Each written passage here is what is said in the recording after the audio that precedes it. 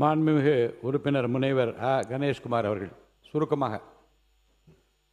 மாண்புமிகு பேரவைத் தலைவர் அவர்களே, கர்நாடக மாநிலத்தில் சாம்ராட் நகர் வனப்பகுதியில் தமிழ்நாட்டை பூர்வீகமாக கொண்ட அந்தோணிசாமி, ஜான் பீட்டர், குமார் ஆகிய மூன்று தமிழர்கள் என்று சொன்னால் அவருடைய நிலைமையை நாம் முதலில் கணக்கில் எடுக்க வேண்டும்.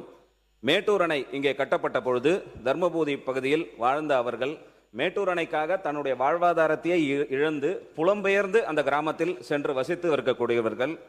தங்களுடைய கால்நடைகளான மாடுகள் காணவில்லை என்று வனப்பகுதியில் தேடி சென்றிருக்கக்கூடிய சூழ்நிலையில் சுட்டுக் கொல்லப்பட்டிருக்கிறார்கள். இதற்காக கர்நாடக வனத்துறையினர் மான் வேட்டைக்கு வந்ததாக ஒரு காரணம் சொல்லி அங்கே அந்த சம்பவம் நடந்ததாக கூறுகிறார்கள். இப்படிப்பட்ட சூழ்நிலையில் அந்த சட்டமன்ற உறுப்பினர் அவர்கள், அன்னூர் அந்த சட்டமன்ற தொகுதிக்கு உட்பட்டு வரக்கூடிய சட்டமன்ற உறுப்பினர் அவர்கள் இதில் ஏதோ இருக்கிறது என்று அவரே ஒப்புக்கொண்டு அந்த பாதிக்கப்பட்டவர்களுக்கு 10 லட்சம் ரூபாய் நிவாரணம் கொடுத்திருக்கிறார்கள்.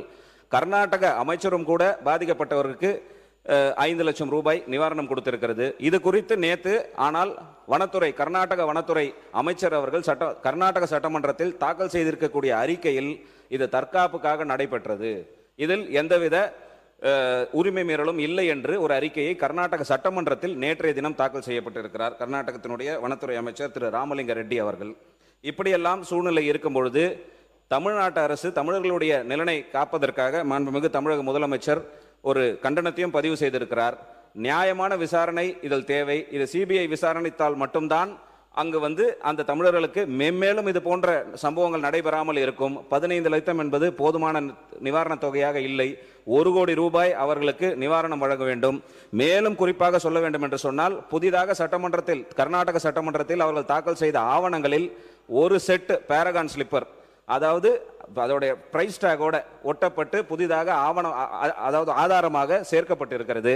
அப்படி என்று சொன்னால், இது இன்றைய காலை வந்தக்கூடிய செய்தி. அப்படி என்று சொன்னால் அவர்கள் புதிதாக செப்பல் வாங்கி போட்டுக்கொண்டு மான் வேட்டைக்கு செல்லவில்லை, மாடை தேடிதான் சென்றிருக்கிறார்கள்.